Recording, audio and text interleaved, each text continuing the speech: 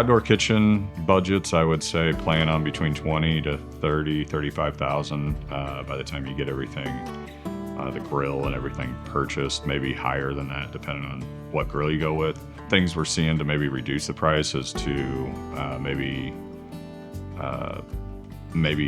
wrap it in a shiplap or something, maybe wood, maybe it's not stone veneer. Stone veneer is probably going to be what most people choose. We've done stucco before. That's probably on a little higher end. So stucco, stone veneer, we have a lot of clients that are going with natural stone, which is more than just man-made stone. So, and then looking at, options for tops, like countertops, you have limestone, you can have it polished, we generally go with granite. A lot of clients will select to do granite outside. It actually holds up pretty well, and it's not a bad price point.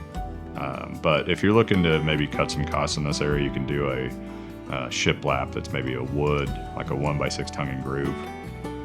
We commonly try to do something a little lighter on a deck, just because we're trying to not overwhelm the frame with weight. Oftentimes you'll see us, like an outdoor kitchen built on a deck, we'll try to go with a wood or a product that doesn't weigh as much as stone veneer. So those are your options.